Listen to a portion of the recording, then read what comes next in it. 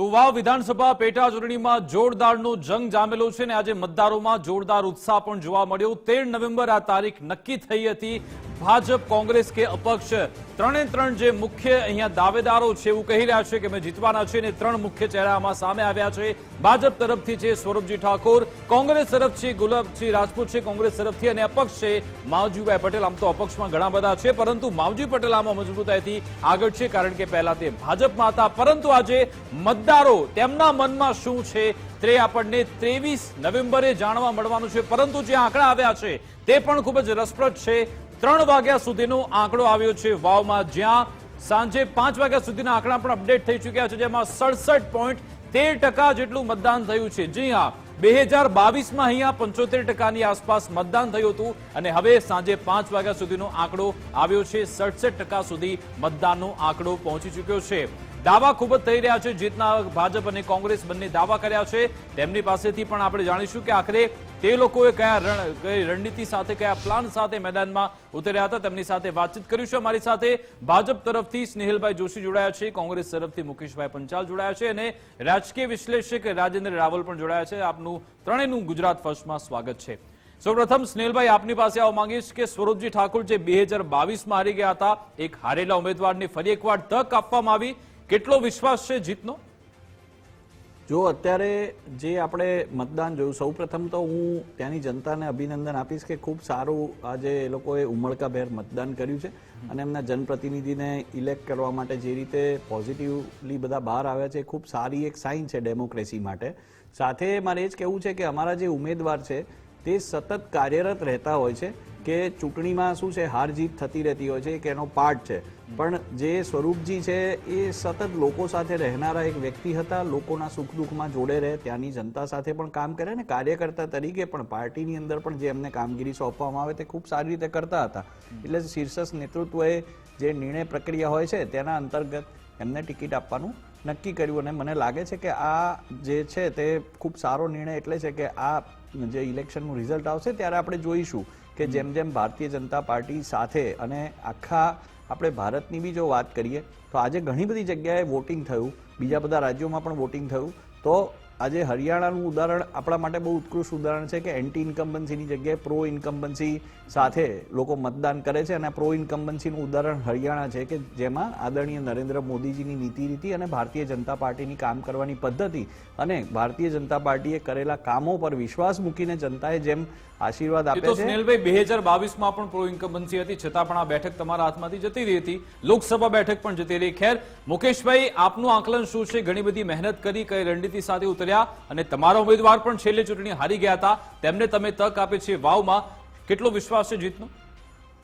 જો સૌપ્રથમ તો ગુલાબસિંહ જે અમારા ઉમેદવાર છે ને એ જ્ઞાનીબેન જ્યારે ચૂંટણી લડ્યા ત્યારે પણ અને બીજા કોઈ પણ ચૂંટણી લડતા આજુબાજુમાં ત્યારે પણ, અને એને સિવાયના યુથ કોંગ્રેસના ગુજરાતના પણ પ્રમુખ રહ્યા છે, એટલે ખૂબ બહોળો અનુભવ સંગઠનનો અને પ્રજાના કામ કરવાનો ધરાવે છે।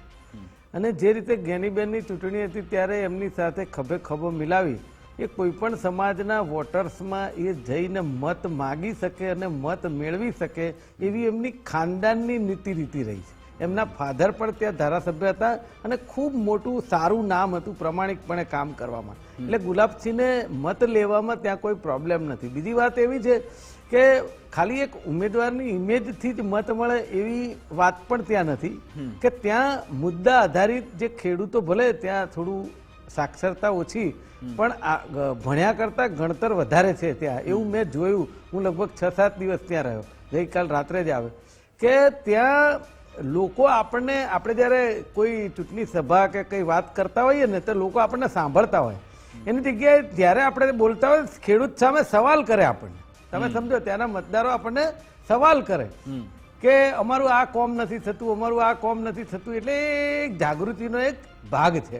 એટલે એ જે સમજુ મતદારો છે જેમણે રોડ રસ્તાની ફરિયાદ કરી, અંતરિયાળ રસ્તાની, જે તમારી ટીમ છે અત્યારે ગુજરાત ફર્સ્ટની ત્યાં હશે, તમે એમને ખાલી એટલું કહો કે એટલા વિઝ્યુઅલ લેતા આવે કે વાવ વિધાનસભા વિસ્તારની એ મોરવાડા હોય, સુઈગામ હોય, ભાભર હોય, એના અંતરિયાળ રસ્તાના પણ પરિણામનો વાસ્તવિકતા એ પણ છે કે હમણાં લોકસભામાં જે મતદાન થયું તેમાં વાવમાં તમને ઓછા મત મળ્યા હતા, એ પણ વાસ્તવિકતા છે જ.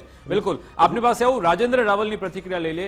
રાજેન્દ્રજી, આપનું આકલન શું છે? આખી ચૂંટણી તમે જોઈ, આખા મુદ્દા ઘણા બધા ઉઠાવવામાં આવ્યા, વાદ વિવાદ પણ થયા, વિવાદિત નિવેદન પણ આપવામાં આવ્યા, પરંતુ હવે મતદાનની તારીખ આવી ચૂકી છે. આપનું આકલન શું છે આ ચૂંટણીને લઈ? બનાસકાંઠા જિલ્લો એટલે ઉત્તર ગુજરાતનો સીમાડો કહેવાય. એમાં વાવ અને થરાદ, આપણે સામાજિક પરિપ્રેક્ષ્યમાં જોવા જઈએ તો અહીંના મતદારો કોઈના પ્રવાહમાં ખેંચાવાના નથી. જો ખેંચાયા હોત તો આપણા વિશ્વવંદનીય મહાપુરુષ નરેન્દ્રભાઈ મોદી જ્યારે આખા દેશમાં એમના દોમ દોમ ડંકા વાગતા હતા ત્યારે બનાસકાંઠાની આ સીટ ભાજપને નહીં મળી. અલબત્ત એક વાત ચોક્કસ છે કે અહીંની ખેડૂત પ્રજા, કદાચ હમણાં મુકેશભાઈએ કહ્યું કે ભાઈ ઓછું ભણેલી, એમનું ભણતર ઓછું, પણ આ પ્રજાનું ગણતર બહુ ઊંચું છે. અહીંયા સામાજિકતા કામ કરવાની છે. અહીંયા જ્ઞાનીબેનની વાત કરી ભાઈએ, પછી સ્વરૂપસિંહની વાત કરી, તો કોઈ રાજકીય એજન્ડાથી આ ચૂંટણી જીતવાની નથી. જે ઉમેદવારો ગોઠવાયા છે એ ચોક્કસપણે રાજકીય પરિપ્રેક્ષ્યમાં જ ગોઠવાયા છે. આ સીટ કેમ જીતવી એ ગુજરાતના ભારતીય જનતા પાર્ટી માટે, ગુજરાતની કોંગ્રેસ માટે બહુ પ્રતિષ્ઠાનો સવાલ છે. હવે આ પ્રતિષ્ઠાને પોષવી કે મારવી એ કામ વાવની પ્રજાનું છે. હવે મુદ્દાની એક વાત જોઈએ તો આ ખેતી પ્રધાન વિસ્તાર છે. અહીંયા સુઈગામથી શરૂ કરી થરાદ, મેસરા, ઘંટિયાળી, વાવ, ઢીમા, આ બધા જે ગામડાઓ છે ત્યાં સમસ્યાઓ આઝાદી પછી આજ સુધીમાં સમસ્યાઓમાં કોઈ ફેરફાર થયો નથી. વાતો બધા જ કરે છે કે ભાઈ થઈ ગયું, રોડ રસ્તા થઈ ગયા, સિંચાઈ થઈ ગઈ. સિંચાઈ અથવા તો શિક્ષણ, આરોગ્ય, જે રીતે ગુજરાતના અન્ય ભાગોમાં વિકાસ થયો છે એવો વિકાસ થયો નથી. એટલા માટે જ્ઞાનીબેનને લોકોએ મત આપ્યા. અહીં રાષ્ટ્રીય વિકાસ સાથે કોઈ લેવા દેવા નથી, પણ લોકો એકબીજાના સામાજિક સંબંધથી સંકળાયેલા છે. અહીં સગાવાત પણ છે. તમે યાદ કરો, લોકોએ જ્ઞાનીબેનનું મામેરું ભરેલું. હવે આ મામેરાની પ્રથા લગભગ શહેરી વિસ્તારોમાં તો અસ્તાચળના આડે છે, પણ હજુ એ ગામડામાં મામેરા અને જીયારા અને આ બધા જે સામાજિક પ્રસંગો છે એ જીવંત છે. એટલે લોકોની સામાજિકતા જેની તરફે વધારે હશે એવા લોકો જે છે. અહીં કોઈ વ્યક્તિ અથવા તો કોઈ ચહેરો અથવા તો કોઈ એક્સ અથવા તો કોઈ પાર્ટી નથી. બરાબર. રાજેન્દ્રજી, આ મતદાનની ટકાવારી પર મારે આવવું છે, કારણ કે 2022માં રાજેન્દ્રજી 2022માં 75% મતદાન થયું. આજની તારીખમાં 5 વાગ્યા સુધીનો ડેટા એ છે કે 67% મતદાન થઈ ચૂક્યું છે. એટલે કે કલાક બાદ જો મતદાનની આપણે ટકાવારી જોઈએ લગભગ 72-73% સુધી જઈ શકે છે. તો આ જે મતદાન થયું છે તે કોની તરફેણમાં જઈ શકે છે? આપનું આકલન શું છે? જો વધારે મતદાન થાય તો સત્તા પક્ષની તરફેણમાં જાય કે પછી વિરોધ પક્ષની તરફેણમાં કે પછી કોઈ અન્યની તરફેણમાં? સાહેબ, આ જે વાવ છે બહુ ટ્રિપિકલ કોન્સ્ટિટ્યુશન છે. અહીં 3 ઉમેદવારો છે. હવે માવજીભાઈ કોને નુકસાન પહોંચાડે છે? જેને માવજીભાઈ નુકસાન પહોંચાડશે એના તરફ હું એવું માનું છું કે ઉજળી તક કહેવાય. કારણ કે આખરે આ મતપેટીનો ગર્ભ ફાટે ને ત્યારે અંદરથી પ્રજાનો રોષ નીકળે કે આક્રોશ નીકળે એ આપણે ના કહી શકીએ. પણ સવાલ હાલની તારીખે, આજની તારીખે જે પ્રિડિક્શન થઈ રહ્યા છે, આપણા સેફ્રોલોજીસ્ટો જે વાત કરી રહ્યા છે એ પ્રમાણે અહીંયા જે રીતે ભારતીય જનતા પાર્ટી એટલે સરકારના જે લોકો જેટલા વધારે પ્રેશર કરશે, આ અનેક લોકો સાથે મારા સંવાદમાંથી નીકળેલી વાત છે કે ભાઈ આટલા વર્ષમાં તમે આટલા બધા નેતાઓ ક્યારેય આવ્યા નથી, અને જયારે ચૂંટણીનો ટાઈમ આવે છે ત્યારે ધાડા પોલિટિશિયનના ઉતર્યા છે. એ કદાચ મારી દ્રષ્ટિએ નુકસાન કરતા બાબત છે. અહીંના સ્થાનિક નેતાઓ, અહીંના સ્થાનિક કાર્યકરો, અહીંના સંગઠનના માણસો એ પોતાની વાત કરે, પોતાની કેફિયત રજૂ કરે, વિકાસના અને નહીં વિકાસના દાવા પ્રતિદાવા રજૂ કરે. પણ અત્યારે હાલ દરરોજ 1 ડઝન મંત્રીઓ, ધારાસભ્યો, ભાજપના આગેવાનો, કોંગ્રેસના આગેવાનો, એટલે પ્રજાને બહુ મજા પડી ગઈ છે કે હવે પછી આ 5 વર્ષ ક્યાંય દેખાવાના નથી. એટલે પરિણામની વાત છોડો, પણ અત્યારે તો એક સરસ મજાની એન્જોય લોકો કરી રહ્યા એવું મને લાગે છે. રાજેન્દ્રજી, રાધા નેસડા ગામ છે ત્યાં તો પાણી નહોતું પહોંચ્યું, વીજળી નથી, અને આ લોકોએ મતદાનના બહિષ્કારની વાત કરી અને 24 જ કલાકમાં પાણી પહોંચી ગયું, વીજળીની વ્યવસ્થા પણ થઈ ગઈ. હવે સ્નેહલભાઈ, આપની પાસે આવવા માંગુ છું કે આટલું બધું પ્રેશર આખરે કેમ હતું? આ વટની લડાઈ છે એટલા માટે મુખ્યમંત્રી પણ ત્યાં ગયા, પ્રદેશ પ્રમુખ પણ ત્યાં ગયા, ગૃહમંત્રી પણ ત્યાં ગયા, છેલ્લે વિધાનસભા અધ્યક્ષ શંકર ચૌધરીએ પણ છેલ્લા 2 દિવસોમાં પ્રચારની બાગડોર સંભાળી લીધી. જો આ વટ જે શબ્દ છે ને એ સવારથી આજે મીડિયામાં ચર્ચાઈ રહ્યો છે અને કોને પહેલી વાર ઉલ્લેખ કર્યો, આઈ થિંક કોંગ્રેસના બેને પેલા વાત કરી હતી કે ભાઈ તમારો વટ, તો મારું એ સ્પષ્ટ કહેવું છે કે વટ કોનો પડવો જોઈએ, તો વટ ત્યાંની જનતાનો પડવો જોઈએ. ત્યાંનો જે કિસાન છે, ત્યાંનો જે ગરીબ પીડિત શોષિત વંચિત વ્યક્તિ છે કે જેની જોડે વ્યવસ્થા નથી, પણ એ હવે ભારતીય જનતા પાર્ટીની સરકાર જ્યારે કેન્દ્રમાં છે તો કેન્દ્રની સ્કીમ અને સ્ટેટની સ્કીમ્સના જેને બેનિફિટ મળ્યા છે ને મુખ્ય ધારામાં આવે છે એનો વટ પડવો જોઈએ. અને ભારતીય જનતા પાર્ટી આવશે તો આ બધાનો વટ પડશે, એ ચોક્કસ વાત છે.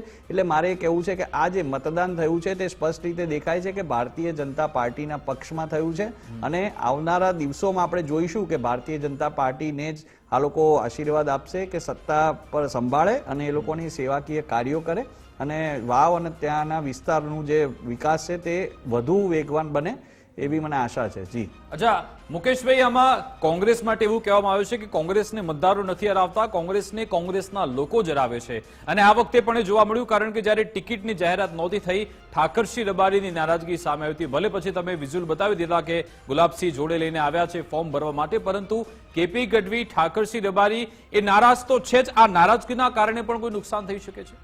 જો આ તમે બહુ સારો સવાલ કર્યો, કારણ કે મને યાદ નતો ને તમે કર્યો એટલે મારે ચોખવટ સારી થઈ ગઈ. હવે તો જો મતદાન થઈ ગયું છે. ભારતીય જનતા પાર્ટીમાં 35 ઉમેદવાર હતા અને એના પછી છેલ્લે માવજીભાઈ રહ્યા, એમને તો જેને પાછું એ ના ખેંચ્યું ફોર્મ. કોંગ્રેસ પક્ષની અંદર 3 જ ઉમેદવાર હતા અને એમાં ઠાકરસિંહભાઈ, કેપી ગઢવી સાહેબ અને ભાઈ ગુલાબસિંહ. બરાબર. હું ત્યાં જેટલા દિવસ રહ્યો ને એ જ વાત કરું છું, એના પહેલાની ને એના પછીની વાત નથી કરતો.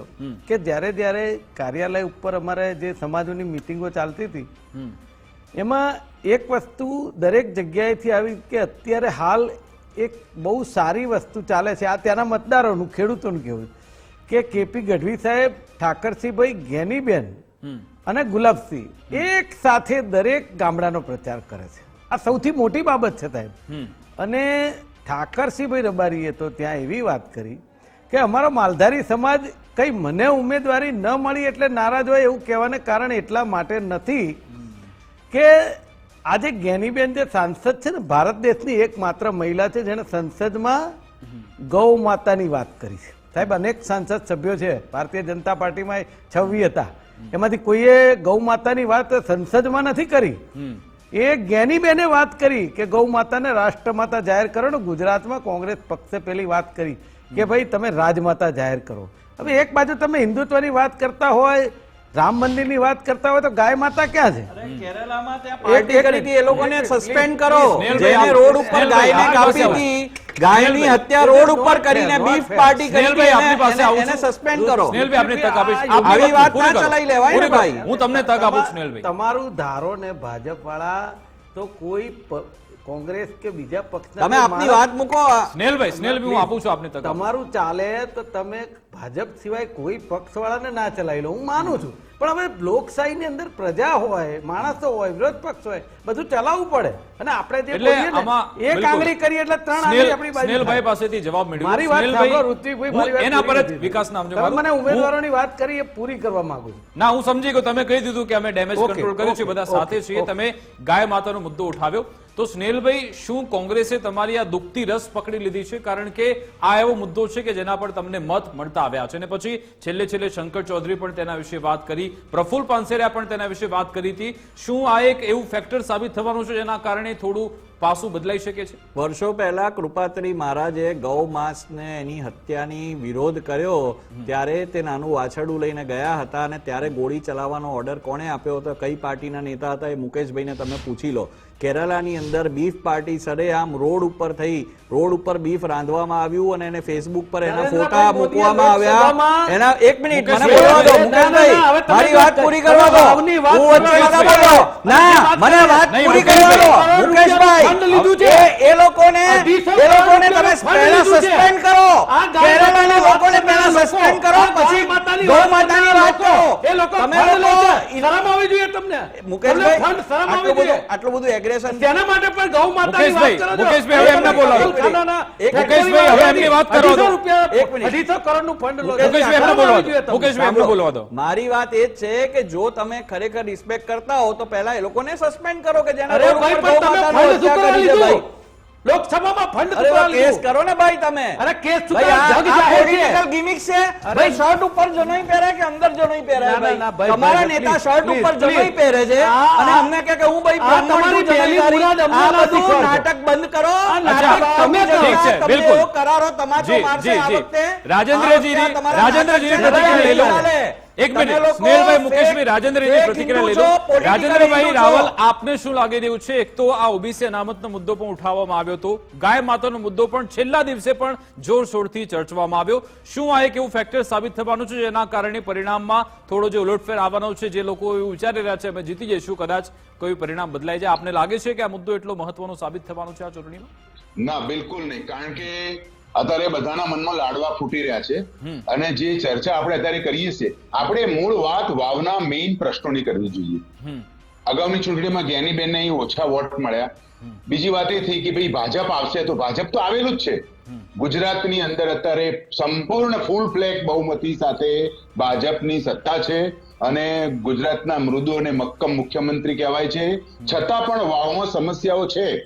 એટલે કોંગ્રેસ જીતશે કે ભાજપ જીતશે એટલે એમાં કઈ પરિવર્તન આવી જશે એવું માનવાની જરૂર નથી. કારણ કે તમે સરકાર તો છે જ, હાઈએસ્ટ મેજોરિટી સાથેની સરકાર અત્યારે કામ કરી રહી છે. તો આ જે લોકોનો રોષ કદાચ ધારો કે છે, અહીં એક દોલતરામ મહારાજ હતા બનાસકાંઠામાં અને એક જમાનો એવો હતો કે દોલતરામ મહારાજ કે ત્યાં બધા વોટ પડે.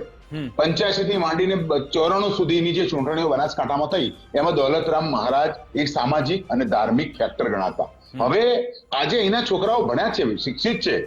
અહીં ભલે સગવડો, છેવાડાનો સરહદી વિસ્તાર છે, સગવડો કદાચ નથી પહોંચી. આપણા પ્રધાનમંત્રી પણ અહીંયા જે આ દૂધ ઉત્પાદકો છે એમની સાથે વાત કરેલી. એ વખતે બહેનોએ એમની સાથે પ્રધાનમંત્રી સાથે વાત કરી કે ભાઈ અમારા જીવન ધોરણ સુધર્યા, પણ હજુ કેટલાક તાલુકાઓ એવા છે જ્યાં વહીવટી તંત્રની નબળાઈઓને બિલકુલ રાજેન્દ્રભાઈ, તમે ખૂબ જ મહત્વની બાબતની આ વાત કરી છે કે આ ભલે લડતા રહે ભાજપ અને કોંગ્રેસ, પરંતુ જનતાની સમસ્યા, તેમના પ્રશ્નો ક્યાં છે તે એક મુખ્ય સવાલ છે. આભાર રાજેન્દ્રભાઈ અને મુકેશભાઈ, સ્નેહલભાઈ, આપ અમારી સાથે જોડાયા તે બદલ આપનો ખૂબ ખૂબ આભાર.